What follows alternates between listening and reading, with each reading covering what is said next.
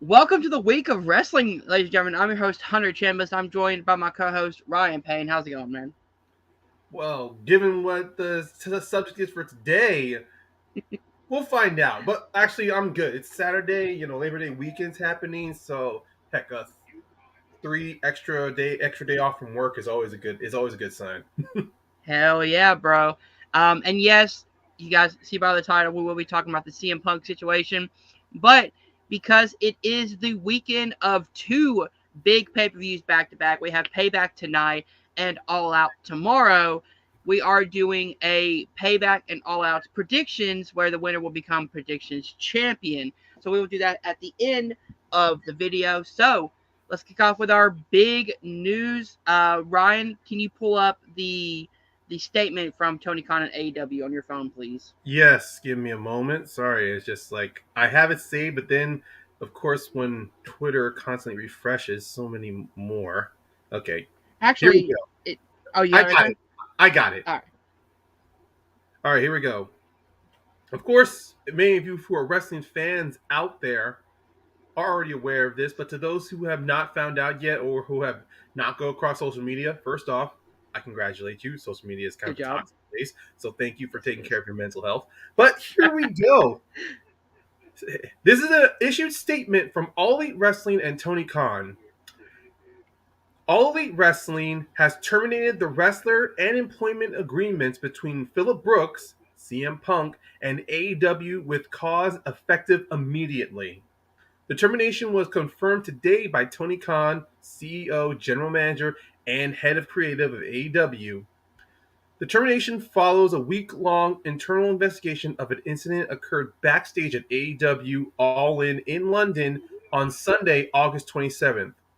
Now, following the investigation, AEW Discipline Committee met and later convened with outside legal counsel before making an unanimous recommendation to Khan that CM Punk be terminated with cause. Sorry, not decision. It was making a unanimous recommendation to Khan. Mm, Khan offered the following statement. Phil played an important role within AEW, and I thank him for his contributions. The termination of his AEW contracts with clause is ultimately my decision and mine alone. Of course, I wish I didn't have to share this news, which may come as a disappointment to many of our fans. Nevertheless, I am making the decision in the best interest of the many amazing people who make AEW possible every week. Our talent, staff, venue operators, and many others whose effort are unsung but essential to bringing our fans great shows on television and at arenas and stadiums throughout the world. That is a complete statement from to mm-hmm. sum up everything I've just read, ladies and gentlemen. CM Punk has been terminated from AEW. Yeah. So also to point out, it says he is terminated with cause. So Yes, that means that I believe the legal term of that is that they will not have to buy out his contract. They will not have to pay him the amount of money he's owed on his contract. He's just because he broke contract like um terms of etiquette pretty much in the yeah, contract that requires him to not get any pay from his contract with AEW. that is true. And which is, I mean, there is definitely a lot more. I mean, regarding the regarding the discipline committee that did this investigation, it Mm, clearly does seem that it did take them a long time to come to this. They didn't immediately just. I mean, of course, before on then with the incident all in. At first, there was none of the reports. Then both mm, Punk and Jack Perry, who were involved, were suspended. yeah. Now, it does seem to me that Punk, of course, obviously he is the main person involved in this, so obviously he's the one who's going to be making waves. Right now, I don't know what the discipline committee is going to have towards Jack Perry down the road, but it seems right now, Punk, who enforced for good and for bad, he has been one of the top news topics when it comes to the AEW ever since last year at last year at All Out in 2022. Hmm. And given So from for his the oh, sorry, go ahead. So on the Jack Perry thing, I think just this suspension is going to be good for him right now. Problem is, Jack Perry hasn't caused any as much scene as CM Punk has caused for the Yeah, company because of course you had Brawl Out, then you had him randomly call out Hangman again on episode of Collision with no reason, like nothing at all.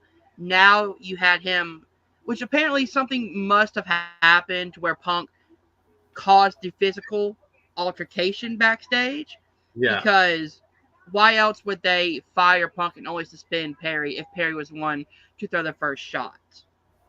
yeah. But also, there's been some other reports that were saying that Punk did not just was not just physical with Perry, but he also got he tried to get physical with Tony Khan as well, which led Yeah. to this, which ultimately led to this. Now, if it was just Mm, between Punk and Perry, and unfortunately, some if it spilled into some wrestlers that were trying to break it up, the mm, suspension definitely the punishment rewarded.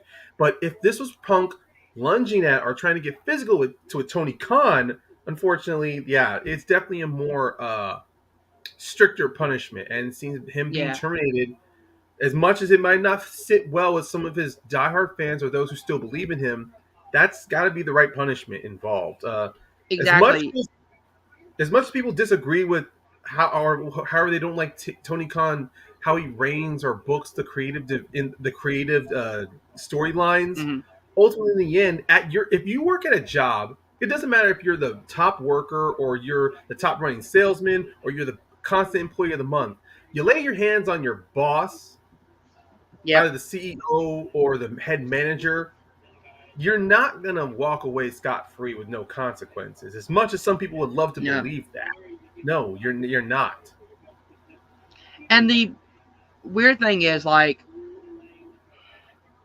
if you look at the backstage drama, like after Brawl Out, when Punk was gone, there was almost nothing to talk about backstage. You know what I mean? Like, it seemed like everyone was getting along, everyone was doing their job, and then the minute that Punk comes back for Collision, there's backstage dramas. There's people Yeah. leaving. He's him going after Hangman again. It's him getting a fight with Jack Perry. It's just there has to be a common denominator here, and Yeah. it's CM Punk letting his ego get in the way of business.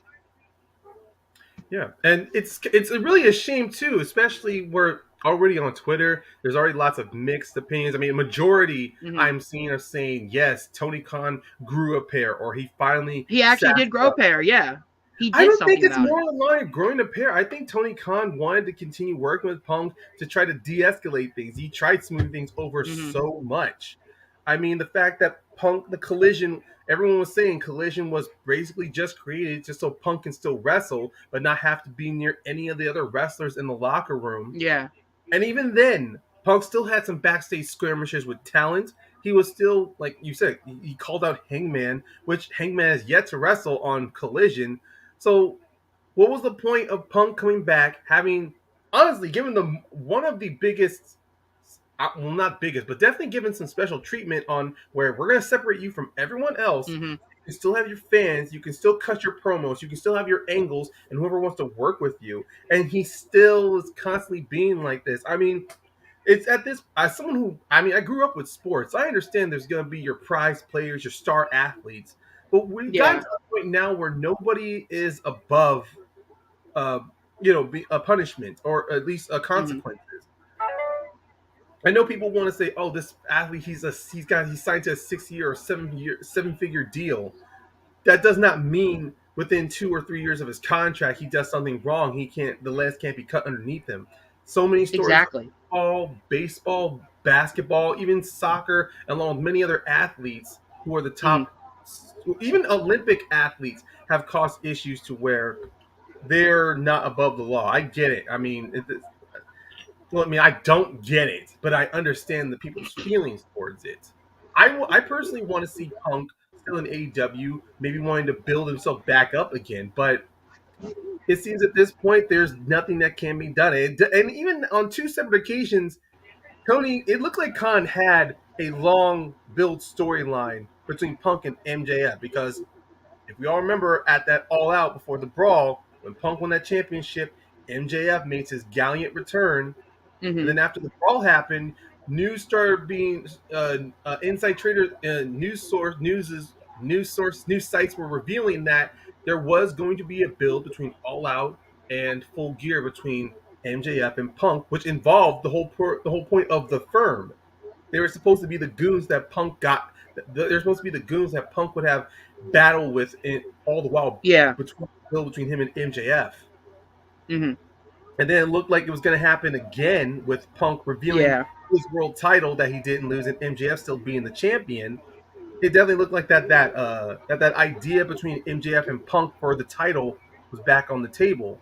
But Hmm. now it looks like once again it is off the table, and we're just going And to have to go ahead. Go ahead. it's so weird because like CM Punk is someone who will go on live TV and shoot a promo on somebody, call out somebody that he knows won't retaliate, talking about Hangman, but then gets so mad when Jack Perry says something, slightly off about him, the whole Real Glass Crimea River thing. Like, Yeah, come on, dude, you built your whole career on breaking the fourth wall and calling out management, and now you're getting have such thin skin that if anyone says anything slightly bad about you, you're gonna go and fight them backstage. What yeah, the fuck, man? And like it even took Samoa Joe like intervening just to get that match with Punk and Joe at All In to even happen. yeah. I don't know. It's just at this point, especially in the wrestling business.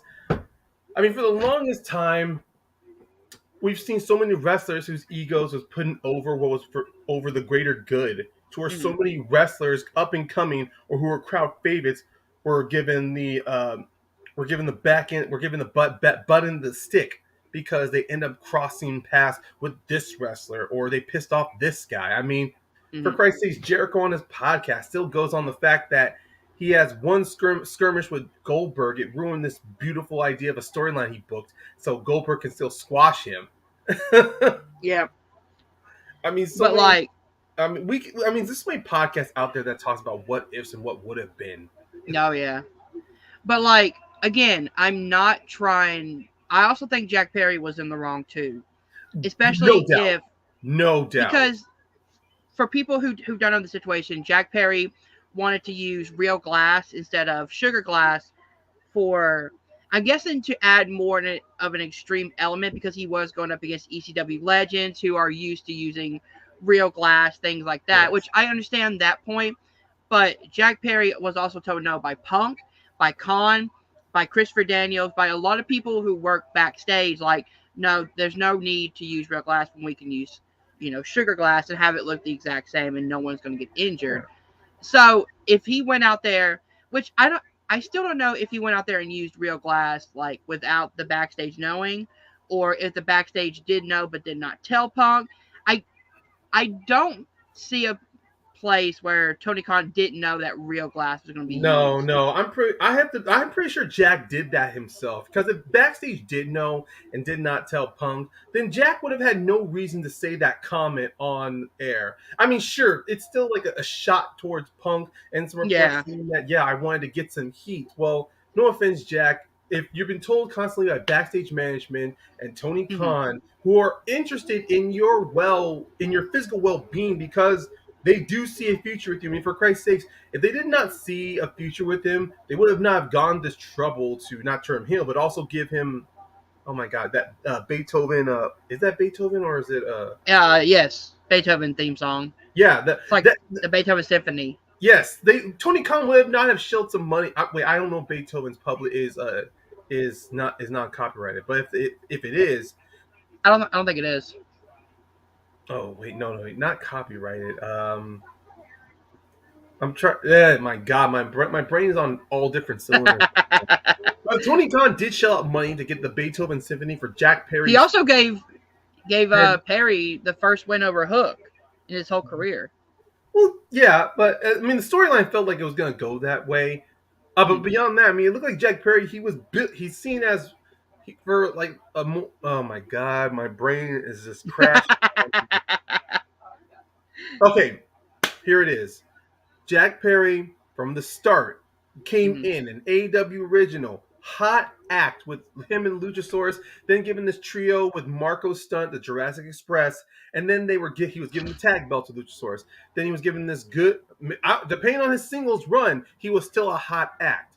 He was given Jungle. Oh my God, is it Jungle Life or Jungle Life, yeah. he was given Jungle Life for his theme for the longest time, which is something that Tony Khan had to pay for. And Jack Perry was on screen, had wrestled so many matches on Dynamite, on Rampage, even on Dark with that theme Hmm. song. Then once again, Tony shells out money for Beethoven Symphony. All that's done for Jack Perry, and I don't believe that they knew that that they approved the real glass at that point. At this point, I think Jack Perry was just more of, okay, I have this idea. Everyone's telling me Hmm. no. I'm just gonna do it anyway, dude. You're not fucking Tom Cruise, okay? You can't back yourself up from that. You can't just Yeah. you can't be like Tom Cruise, be like, oh, my safety guy says I can't hang off a building, so I fired him and got a new safety guy. No, you don't make that you don't make that much money. You don't have your own production crews for that. He's a Yeah. simple wrestler. That may have gotten him some good heat, but guess Mhm. what? You're suspended. So the moment you jump back, you show back up again. People are gonna be favoring more Punk. People are gonna be focused more on this Punk story than his implement than what he was involved in. I don't think so because I think if they tell a really good story with Jack coming back that doesn't even mention Punk, you can do a lot for his heel turn. Just give him new storylines. Like maybe hell, put him with Christian. At this point, it Him almost feels like he him is gonna go back with Christian. that would be a great like he like learned his ways. Like he needs Christian as a father figure. That would be amazing. Can you imagine the heat he would get? If he's I had like I literally oh, go ahead. I'm sorry, I'm interrupting you too much. no, it's fine. Have Jack Perry be like, I look at you as my father. Since Christian's doing that whole like father storyline type thing, have Jungle Boy come back and be like, you are more of a father to me now, type thing. Well, I mean, obviously, I imagine that's where we are gonna have during Jack's first heel run, and I thought after he lost the FTW title, if that altercation did not happen, I thought that's where it was gonna go to, where Jack Mm-hmm. was going to reunite with Christian Cage and Luchasaurus, and have and maybe a heel run Jurassic Express, or the Luchasaurus and Jungle Boy are just on their own and they get singles gold separately. That's what I think is It, gonna happen. Yeah, but now with this, I mean, I'm not saying that they can't turn this around. I'm pretty sure they Mm-hmm. can. It's just the problem that with Jack Perry, I don't think it's possible now. I mean, hell, this could have formed. Well, I mean, maybe there isn't the slightest. They gotta give maybe a couple months to let it breathe. But hell, I mean, look at right now. Oh man, just looking at right now with what Jack Perry was going, if they had waited, if Jack Perry just did not do that, I mean, hell, they could have booked him to maybe be the first person to beat Cassidy for the international title. That could have gotten him some heel heat for some singles Mm-hmm. gold. I mean, Jack Perry could have been involved in that bracket now that AEW is doing to see who faces MJF for Grand Slam. That's what Jack Perry could have been involved in, but that's gonna be thrown out the window. Yeah. It's just, man, it frustrates me how many wrestlers, either through ego or through circumstances outside of their own, have their momentum killed. Because when it comes to Jack Perry, the only other wrestler I've seen right now, currently a young wrestler who has had so many fucking problems backstage and has kind of suffered more, is Sammy Guevara. Yeah. Honestly, I mean, if we not forget when Sammy was joining, man, that guy, he kept getting in so much trouble either from his mouth or through. I mean, let's not forget those comments he made during the early years of AEW towards Sasha Banks or Mercedes Monet. Then Oh right. yes, yeah, I'm not bringing it up. If you know, then you know.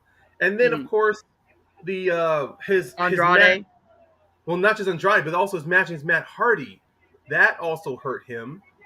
Mm-hmm. And then yeah, Andrade, and then people using, and then the fandom, the toxic fandom that was throwing hate towards him for his public relationship with Ty Conti, with Which Ty that Mello. wasn't his fault though. It wasn't Like, his fault. That's the one instance where I say it was outside of his control. mhm. That people were going, "Oh, didn't he just propose to one of his girlfriends on Dark a few it's months ago, like and now it's he's with like Ty Mello?" Like, they separated. Like, it wasn't that Sammy cheated on her or anything. Like, they were that's the already worst done. part too. So many fans were trying to believe this whole thing that he cheated on his wife or he dumped her to be with Mello. It hurt both of their careers, and Hmm. that's a gripe that still pisses me off. To where I like Ty's presentation in the ring, to where I believe she could have been a good pillar for the women's division, Hmm. but because of her and Sammy being having their relationship, unfortunately having to be like aired out, it hurt both of their runs. I mean, hell, after Sammy was given this great mountain to be the first person to dethrone Miro for the TNT title, and then of course Cody Rhodes' last match was against Sammy Guevara. That 2022, how everything went downhill from where he had to go back to Jericho for the Jericho Hmm. Appreciation Society, and now it looks like he's finally getting built back up to where he was, at Fans least over are the last. slowly getting behind him. Yes, yes. I mean, of course, part of it has to be because of the fact that Guevara's promos during the build to Double or Nothing, and then of course the reveal that he and Ty are pregnant. That's a that was a great reveal to do it like on pay per view, because that immediately gives you sympathy for Sammy, and the fact that I now think it seems also like he not could just win. Yeah, but also not just sympathy, but I think also it shuts up those vicious marks that just won't let shit go.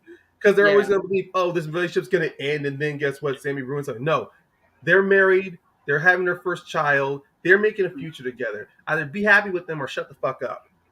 And exactly. now, of course, with this long tangent, some people are watching this are going, where the fuck is he going with this? Well, here's what I'll say before I divert it away. With Jack Perry, it is not secret that he has a relationship with Anna Jay. She's currently a heel, and she's now on her own away from the Jericho Appreciation Society. If Jack Perry did what he did, I was imagining that not only would he go back to Christian Cage, but he and maybe AEW would bleed in their relationship together to where Anna Jay is a part of this new heel team. Hell, the Christian Coalition 2.0. That's how it could have been Yes. AEW. But because of what Jack Perry did, I mean, look, no, I don't think Anna. I mean, so far with her relationship with Jack, they've kept it mostly separate from on stage. Like, I mean, Jack Perry did mention her well, during his yeah, first heel in his promo. promo as a heel, yeah. But That before was great. then, He was like, "I'm dating the I'm hottest banging bitch," the and hottest broad in the back. Yeah. yeah, But even then, before Jack Perry's heel turn, even when Anna went from face to heel with Dark Order to Jericho Appreciation Society, they did a very good job keeping that separate. yeah. And it's one of those situations where I say that this could have been an example of two wrestlers who are dating each other, where kayfabe really could have been blended very well. Hmm. I just hate how we do see the net. We saw the downside of it with Sammy and Ty, so we could have seen a reverse of that with Jack and Anna.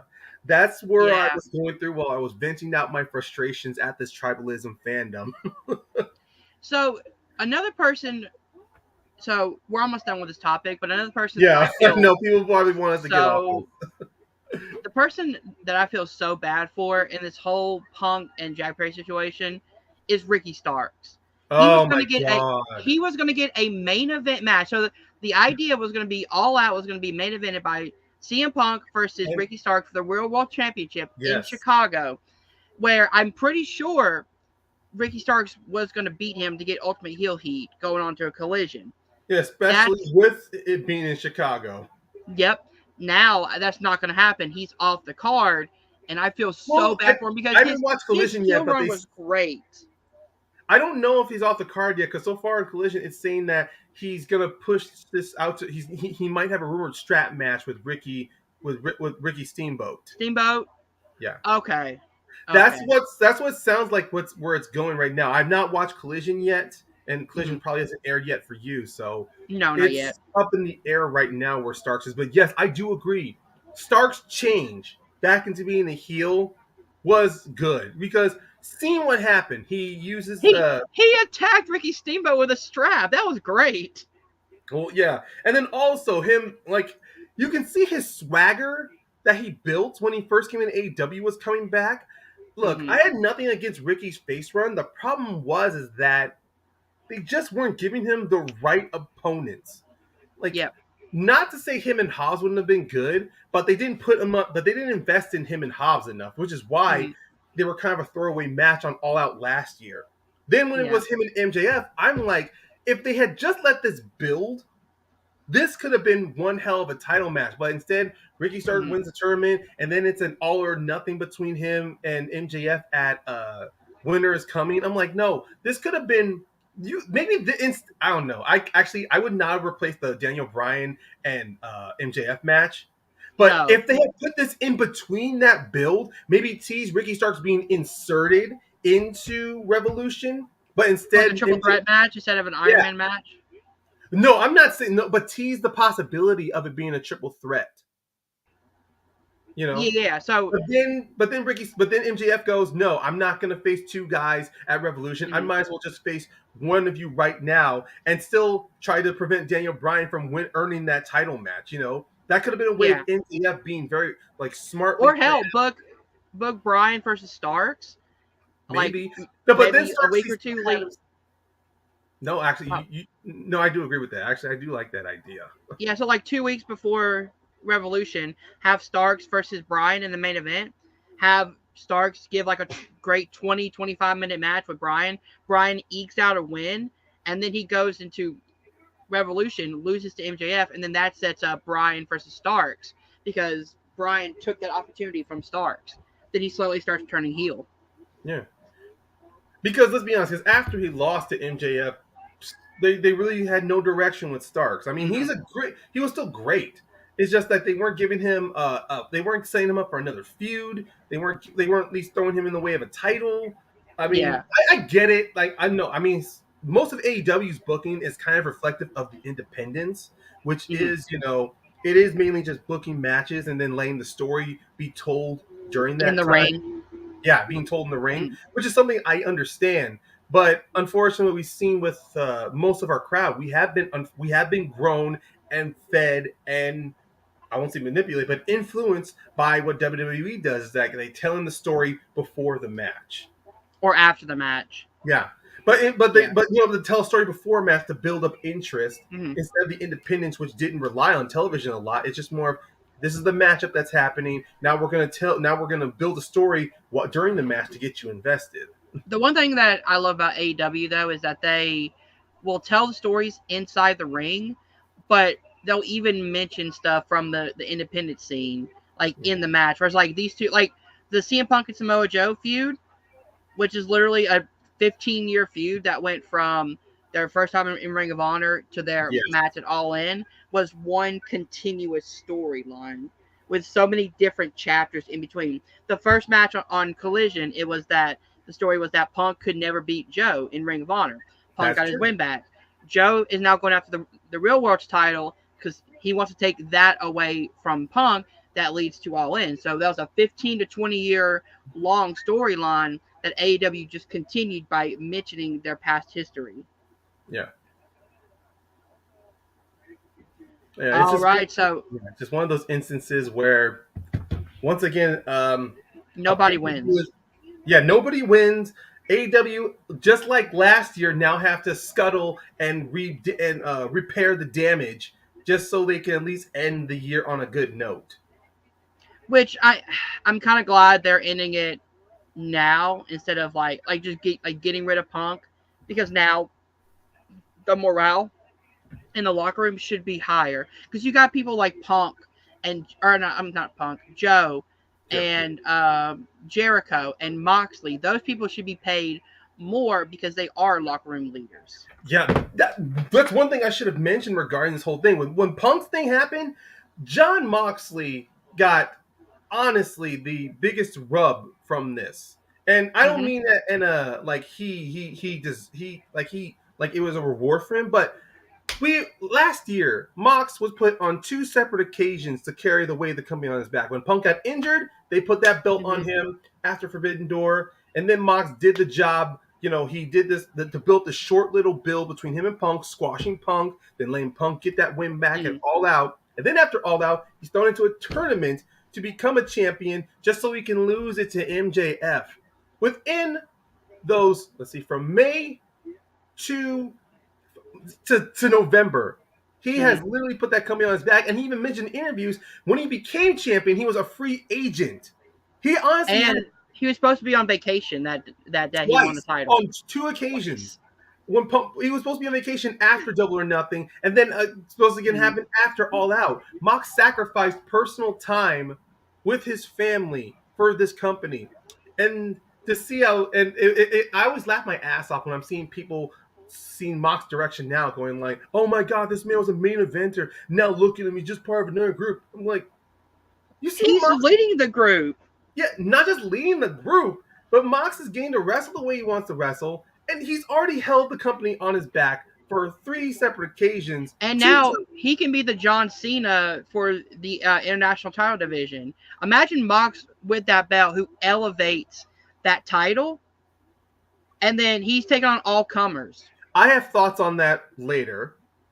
Okay. But regarding Mox right now, I think at this point, Mox has deserved time away from the main event Mm-hmm. picture to focus on building. I mean, the BCC, I do like what they're doing. They're focusing more on faction fighting to build a lot of interpersonal matches. So I think at this point I'm gonna stop. I'm gonna stop myself right here so we can move on to really Uh, our best parts. all right, so guys, let's move on. It is time for us to crown the first predictions champion here at the Week of Wrestling. Myself versus Ryan Payne. So how we're gonna do this is we have Payback tonight and All Out tomorrow. We're gonna give all our predictions. Whoever has the most points at the end of the weekend will be the champion. So let's start off with WWE Payback. All right, so we'll start with the first match. Becky Lynch versus Trish Stratus in a steel cage match. Ryan, go ahead and go first. Well, obviously for me, I'm going towards Becky for this one. This feud, unfortunately, to me, I felt it happened too early, and the at least the long build between Becky and Trish, I think it should have happened. This executed heel turn by Trish should have happened sometime before, like maybe building towards Money in the Bank instead of after WrestleMania. Looks like Hunter's busy right now, so I'll just quickly give it my thoughts. One, Becky is going to win this match, not because it's meant to put this feud away. It's just at this point, Becky has done her best this whole year. Like she's been away from the title at this point. She's regrowing her stock. Trish, to me, I still love the fact that she's on TV. She's doing great. She does good heel promo work, but it has been clear to me when I watch her matches recently that WWE has not given her time to really find her footsteps back in the ring, which is why some of her matches I've seen with her one-on-ones, they've looked a little sloppy because WWE did not give Trish more time to refamiliarize herself with booking. Pretty much working her way through a match. I do love the addition of Zoe Stark in her corner. That is what I believe was needed.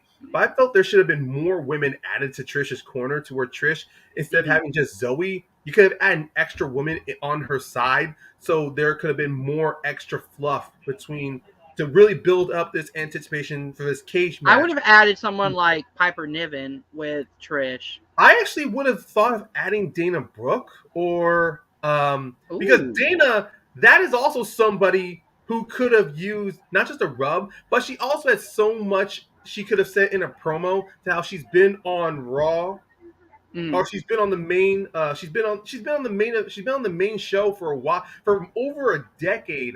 Wait, really? Wait, no, for nearly a decade, and Yeah, she like has 8 years. yeah, 8 years, and she hasn't gotten the opportunities to shoot to stardom like Becky has, like so many other women have. Mm. Like I could have seen if she was paired with Trish along with Zoe, that could have been so much heat for Dana to be in the spotlight. Yeah. The only reason why I said Piper Niven is because that's someone who is big enough to be like a bodyguard for Trish, and she could be like the Batista of like Trish's evolution, where she's like this big powerhouse that Becky has to go through, this brick Yeah. house that Becky has to go through before she gets to Trish. That is true. I like the powerhouse. I guess the reason why I went with Dana, not just for the story, but also because Dana is still athletic. And from some, I've seen what she's done on NXT, her going back, it really would have been great for her to be with Trish in her corner, and giving her so much more TV time for the people, for the audience to see what she was capable of. Because there's Yeah. been like three opportunities where Dana really could have been utilized and was failed on three and failed on all those occasions. Yeah, so I agree with you. I'm going with Becky in this match. Trish seems like someone who, as a legend, is going to put over Yeah. someone new, and that was this whole story, is putting over Becky to even more like high stardom. So I see Becky winning this one only because it's like it's tradition for legends to lay down for like newer like I don't know if it's tradition. I think it's just for some wrestlers they see it's the right thing to do. Not every wrestler will put over a younger guy, even if the story no. dictates that. Why would I say a younger guy? A younger wrestler. And I do believe, and at this point, Becky, she is, I will say, much bigger than most of the women in the division. To where, yeah, I love that promo she did a couple weeks back towards Rhea Ripley, to where she said, "I don't need that title. That title needs me." Yeah. So having her come off this win against Trish and whoever is the women's champion afterwards, that's just Becky on one hell of a collision path towards them. Mm-hmm. All right. So next match is a Steel City Street Fight for the undisputed WWE Tag Team Championships. The champions Kevin Owens and Sami Zayn taking on the Judgment Day, Finn Balor and Damian Priest. I'll go first for this one since you went first last time. Yeah. I got to go with the champs retaining. I got to go with Owens and Zayn only because I feel like they're going to continue this like this Judgment Day kind of breaking up type thing. And I think Finn is unfortunately going to take the pin in this one. Yeah, I too am leaning towards Owens and Zayn retain, not just because of the Judgment Day, like constant, like the tease of the split, but because it's been a while since we've seen Owens and Zayn defend the belts, especially Mm-hmm. before Owens got hurt, and seen in many reports that Zayn and Owens wants to utilize the tag team championships more. This does feel Mm-hmm. to me like have them win, and especially after SmackDown with Bobby Lashley and the Street Profits officially really making their partnership official. I love that partnership. Yeah, I do see a build where it's going to be Zayn and Owens versus the Street Profits. Hell yeah. All right, let's move on to the Women's World Championship match. Rhea Ripley, the champion, taking on Raquel Rodriguez. This is going to be a really fun match, man. I do agree, 100%. I have a lot of thoughts on Rhea Ripley's reign so far, but that's Yeah. hearsay at this point. My prediction in this match, as much as I want to see Raquel retain this, I think win it, not retain. Raquel win. To me, I think Ripley's going to win that belt, and the reason why I believe Ripley's going to win that belt is because I think Becky is the next person to step up for that title. Mm-hmm. Yeah, I agree. This is kind of a foregone conclusion for me. I think Rhea is going to win. Um, I just feel like Rhea hasn't had, ever since winning the belt, she hasn't had a really good run with the title, which is surprising because it seems like she's not really getting into feuds. Like she's more in the Judgment Day feuds than she is her own feuds around the title. The title is like Yeah. secondary around her waist, which is kind of depressing. I mean, also the whole the when she won the belt when it was originally the Raw Women's Championship, and that whole brand split that teased to me that kind of hurt her Mm-hmm. because she even before it was the world championship, she didn't get time at then to really establish herself as a dominant champion, and which sucks too because Rhea does fit the mold of someone who can be a dominant champion like she was in Yes. NXT. But at this point on the main roster, she honestly just looks like someone who I don't want to put this on her, but so far from her joining the Judgment Day all the way up to her winning the Royal Rumble, she just looked like someone who was better off chasing the belt instead of holding it. I Yeah, want to be proven wrong, but it just seems with this first run, with his first reign with the that belt, always seems to be Rhea's thing though. Like even in NXT when she, the best thing about her being NXT Women's Champion was that her chase to winning the belt, and then her getting the belt. Everything after that, she didn't really get a really good reign off that anyway. yeah, looking at that, to me, with most wrestlers, I will say it really does. It is a fault of booking, Yeah, but that's hearsay. I mean, well, that's not hearsay. It's here and there, but yeah. All right, so let's move on. For the United States Championship, champion Rey Mysterio takes on former champion Austin Theory. I'll start with this one. Um, I'm going with Rey retains because I'm pretty sure they're setting up Rey versus Dom, like champion versus champion at Survivor Series. I think Dom is going. I think Dom as North American champion and Rey as yeah, U.S. champion. That's going to happen at Survivor Series. Um, Austin Theory never did anything with the U.S. title, so there's no reason to give it back to him. So I'm going Rey to win. yeah. Especially after that little stunt they did on SmackDown with Theory injuring Santos and Ray stepping in. Mm-hmm. This definitely does feel like Ray's retaining, because I thought there was a better story if Santos won the belt and then it led to hostility between him and Dominic, because there you have the blood son versus the surrogate son. Yep. That to me felt a better story, but I guess WWE wants to once again dip into the father versus son dynamic. So, and it's not at the same time, Theory's booking. It's really weird because after you can really see where Theory fell before Vince was ousted, and now we're after where Vince was ousted. It literally Mm-hmm. is night and day of where his booking fell.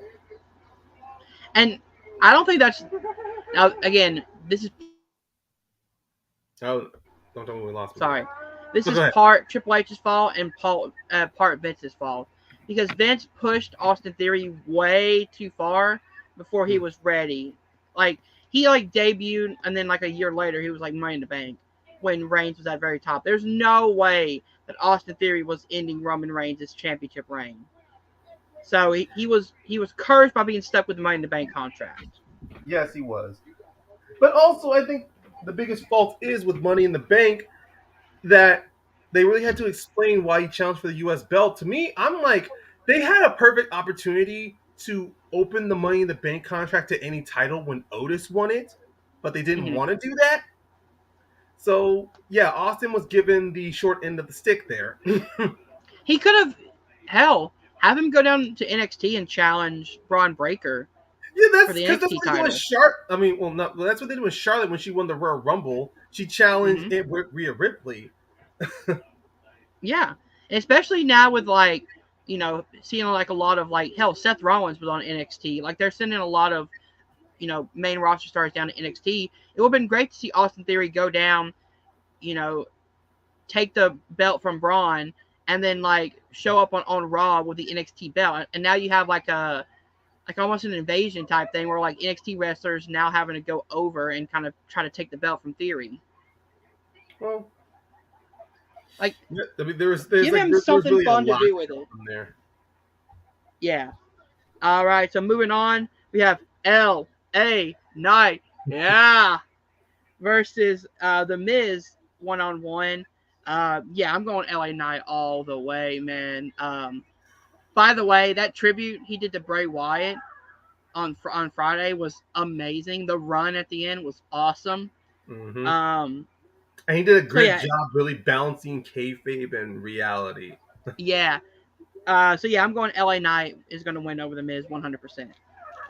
Yeah, I'm stuck here because the money does feel to me where LA Knight's gonna win. But then with Miz, it wouldn't surprise me if they try to do something where Miz pulls something out of his hat to pull a fast one on LA Knight, so they can Oh at my least extend god. this until it's time to pull the trigger on LA Knight to capture a championship. I think this might be our first divulge. I'm actually going to lean towards the Ooh, Miz because it would not surprise me if WWE wants to extend this. I really hope they don't, man. Just give LA Knight the win and move on from the Miz. Like LA Knight probably should have won Money in the Bank because now you could have had him go up against like Rollins or anybody else like that. Seeing what's being done with Damian Priest right now, in hindsight, it did look like Priest was the better choice. I mean, yes, I was even saying myself, seeing how hot LA Knight is, if they wanted to do those little classic cash-in moments, LA Knight would have been great choice. He would have been a fantastic choice. Dude, imagine the pop if he would have cashed in on Seth Rollins. Oh my god. Yeah, Seth or anybody who had that championship immediately, like whoever won the championship, and all of a sudden you hear his music. Yes, they would have been a thunderous. And then of course, Mm-hmm. LA Knight would have had so many more opportunities for promos of how he's Money in the Bank. But at the same time, I don't think WWE has a. Most recently, WWE they're more interested in long title reigns now. I So hate that. Like, give me a like. Don't be like TNT title where like it's changing the champions every week. But give me a decent like few month reigns, yes, and then give us title changes when they make sense. Don't go with the Roman Reigns is beating Bruno Sammartino's record. I do not care. or currently with Gunther, he's about to beat the Honky Tonk Man's That reign. one, that one, I'm That I'm one kind of does okay personally with. make sense because Gunther is also someone who can go in the ring to where you can Hmm. actually make it make sense. To me, I've never And believed for a he's second treated like Roman. the final boss. Yes, He's Roman. like the Shao Kahn. Yeah, unfortunately with Roman though, his matches were so similar that the more they That's kept the thing. extending it and they kept mentioning this reign, I'm just like, this is just him getting heel heat. That's So the when thing. Roman finally done, he'll have. Yeah, as somebody who claims to be the tribal chief, the fact that he needs help from his whole family, like every single match, Mhm. makes it to where he doesn't feel like this big final boss. Gunther feels like a final boss because he most of his wins he wins by himself, like in a fair way, but he's still a heel. Yeah, and most times he'll get assistance, but that's only when it comes to someone challenging him, you know. Mm-hmm. Yeah. All right. So then we move on to what I'm presuming is the main event for the World Heavyweight Championship. Seth freaking Rollins defends against the best version of Shinsuke Nakamura. That promo on Raw was amazing, bro. Yeah, I do admit it sucks Mm-hmm. that when it comes to when Shinsuke, the only time where he's really like where he's really like going, where he's really where he's really pedal to the metal is when they turn him heel. Mm-hmm. At least on the rare two times, like when they turned him heel against AJ, at least for a while was fun, and then now it's Seth. I don't know. I'm not saying the train has passed on Shinsuke, but it does seem to me that Shinsuke he has so much appeal. He has so much personality and charisma that it really pisses me off when he's not being utilized. Either he doesn't have to hold a championship, but if you at least put him in main event feuds, that keeps him Mm-hmm. in focus. I know people can easily get over him not being the like him doing a promo in English. But I'm just saying that if you keep putting Shinsuke in the light and you keep getting him exposed to the general public, people are going to get over the fact that he doesn't speak English perfectly like so many other wrestlers. Yeah, and that's the thing. It's like I think what they should do is either put him with a translator. I'm not saying he has to be a Japanese, translator or anything, but just put him with a translator. That way, for his in-ring promos, he can talk in his natural Japanese voice, or do promo packages as they did before, where he talks in, his native tongue, but you have English subtitles, which I think fucking Yeah. rules, man. I mean, Asuka's able to at least get away with it. I just don't see how they're not doing the same with Shinsuke. All right, so for this one, I'm gonna go with as much as I want Shinsuke to win the belt. They're keeping that belt on Rollins just a little bit longer, Yeah. so I'm going Rollins to retain. Yeah, they're not. Yeah, I don't think they're going to do this little poll immediately. I would love for them to do a surprise and go, well, looks like Shinsuke's there's your champion, Shinsuke. I would But love that. yeah, it does seem to me that they're waiting for that one. That it's really apparent with at least with Hunter's booking that when he has somebody in mind to dethrone someone as champion, he will throw you the best contenders. But then it's kind of like the moment it's over, you're going, "Oh, we see who's gonna take it." Yeah. It's Yeah. kind of like manipulating our emotions, where in hindsight we go, "Man, you were just better off not putting this person in the title." Yeah. It's like Sami Zayn leading into Mania. Because we were all guaranteed that Roman was going to retain. All right, so are you also going with Rollins? Oh yes, I'm going with Rollins as well. I'm going with Rollins. All right, so if you're ready to move on to All Out, which, if I'm being honest, as an AEW fan, this is a weird fucking card for All Out. Really? Yeah, I mean, like there are 9 matches in total, but a few of them just make no sense when it comes to like storyline wise. But again, I love in ring storytelling, so if they really nudge into that, I may love this card. And some of the matches look really good. There's just not really that much built up into it. I think what they really should do next year, because they announced that All In and All Out are going to be coming back to back, is that they should really make it like WrestleMania Night 1 and Night 2, where All In is your Night 1 Mania, and then All Out is your Night 2. But you like make it where they're either connected by a story, like the Roman Bloodline storyline is Night 1 and Night 2, or you have it to where you have two major cards already built up with storylines that you just cut it right in half and do 8 matches and 8 matches. Well, some of the matches that we have here on All Out, or well, we'll go through the card though. But some of the matches here on All Out do already have a built-in like storyline, Mm-hmm. and there are a few that does look like it's out of like they're out of nowhere. But I think Yeah, also it mixes into AEW to where people either are not tuning into either they're not with Ring of Honor or they're not paying attention with Collision or Dynamite. Like AEW is not trying to be too all inclusive to where you need to watch Dark or you need to watch BT yeah, in order to fill into this to get the context now. Like AEW, yeah. that's one thing I give them credit for. They are at least not trying to be more like you need to watch everything we do in order to understand the storyline. Yeah, definitely. All right, so let's kick off with our all-out predictions. We have Luchasaurus. I'm sorry, Christian Cage, the TNT champion. The real TNT champion is Christian Cage. Don't forget. That's a joke on I know, Collision. I know. Luchasaurus defending against Darby Allin for. All right, this one's actually the toughest one on the night because I could see them giving it to Darby just to continue this feud with Christian. And maybe Christian is the one who goes after Darby, and it's him versus Darby 1-on-1. Mm-hmm. But I could also see Luchasaurus keeping the title and kind of letting him run with it for a while. You know what? I'm going to go with Darby because I think Darby and Christian going 1-on-1 with Luchasaurus as the muscle in the background will work better than Luchasaurus as champion, who's not really given a lot of time to be like his own champion. Well, even when Luchasaurus and Jungle Boy were a team, Luchasaurus was still like lightly used, Yeah. mainly not for his size or so, but because it was very clear between. I mean, he's been injured on like two separate occasions, like slightly hurt on two Mm-hmm. separate occasions.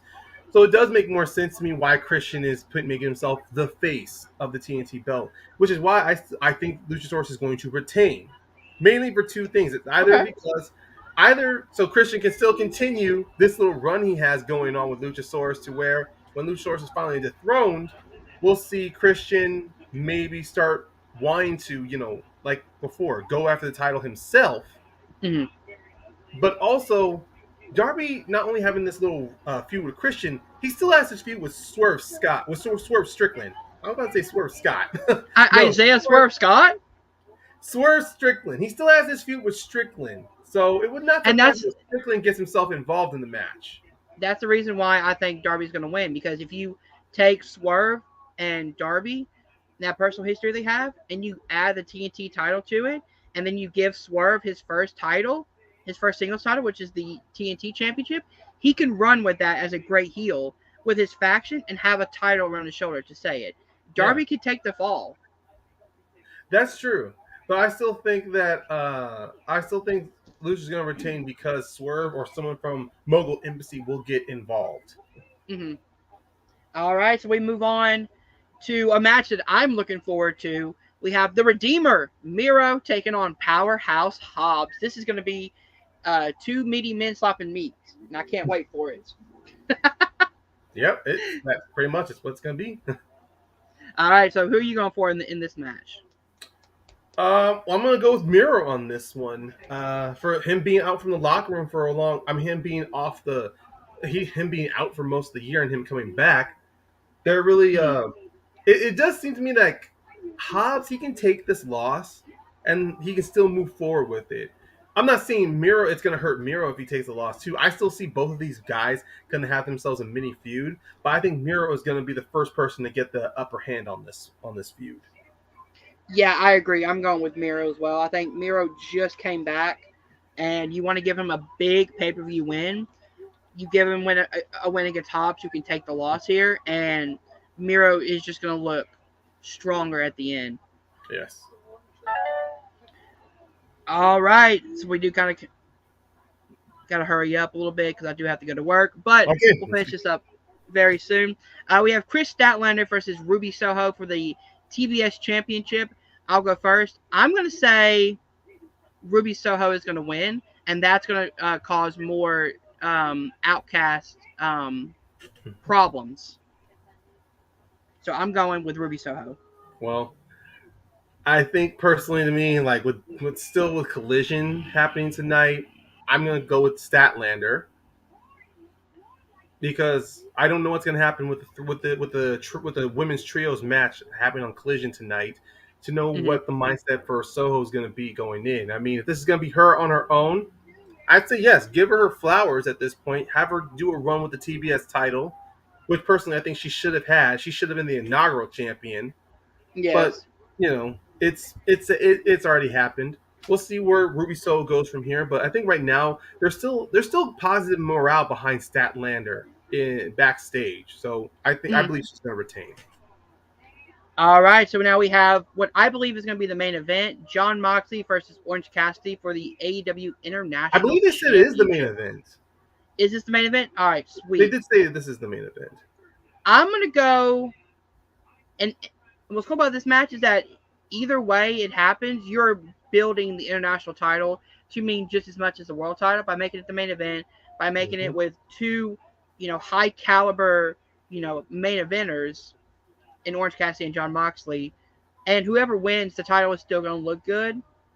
I'm going to go with Orange Cassidy. Actually, I'm going to go with John Moxley winning the belt, only because I think the story of Orange Cassidy's body breaking down on him, and especially coming out of All In with his hand being hurt, he can't hit the orange punch. I think Moxley is going to be that cerebral, like, technician and really go after the body Mm-hmm. parts of Orange Cassidy.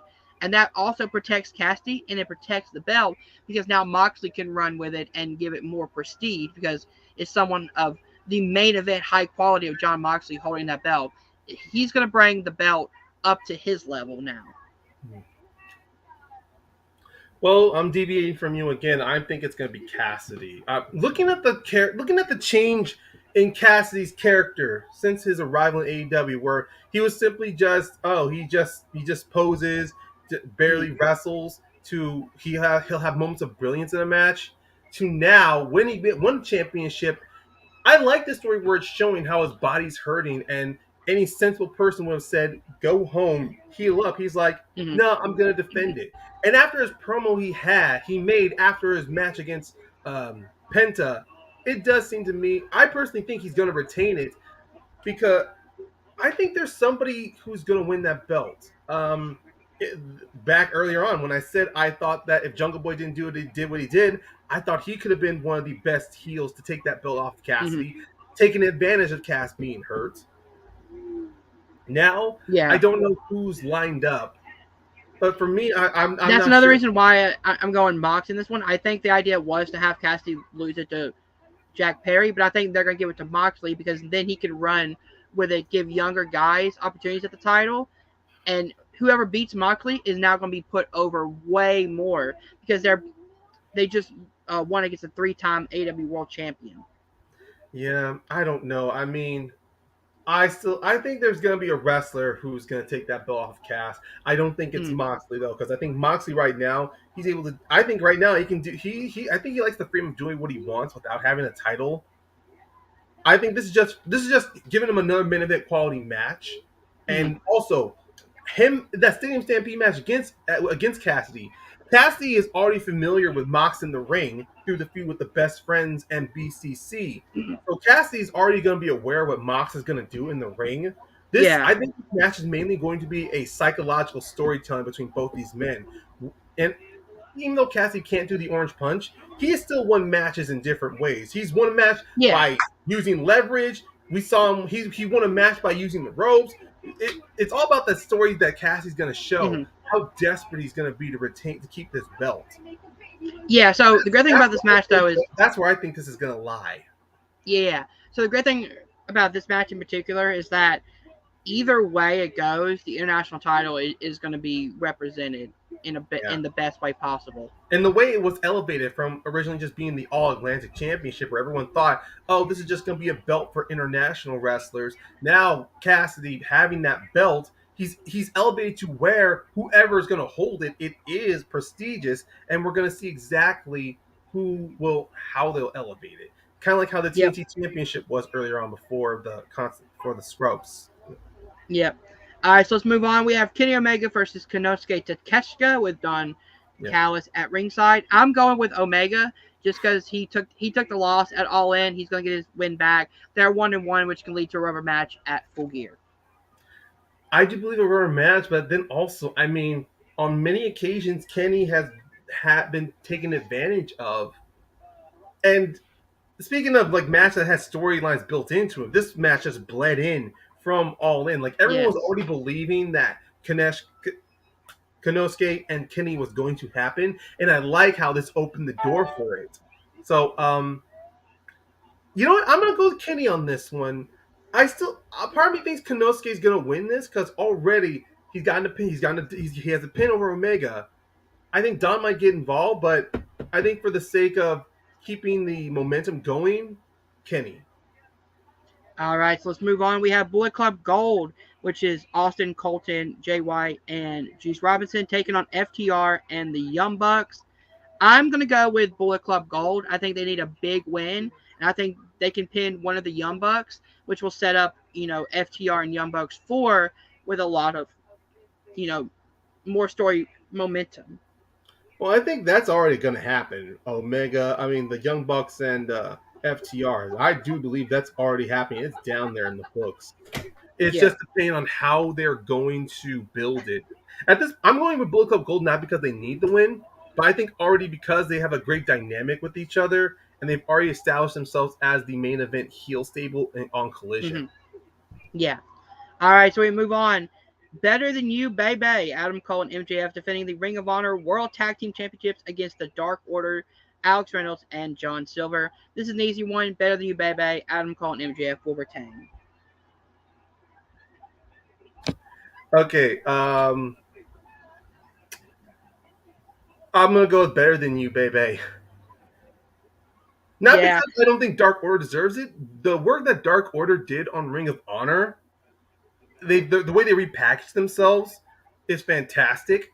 It just sucks that most of the AEW audience that don't have Honor Club did not see them rebuild themselves. All they know about yeah. Dark Order was that they were faces, and then they had this attitude change towards Hangman, and now they're heels.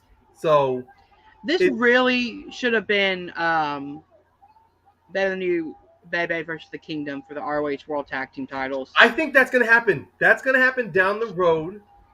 Yeah. It's gonna have maybe not for Full Gear, but that's gonna be a build between now and Full Gear. That's why I'm going with Better Than You, Baby. Yeah. All right. So give me 1 second. Go for it.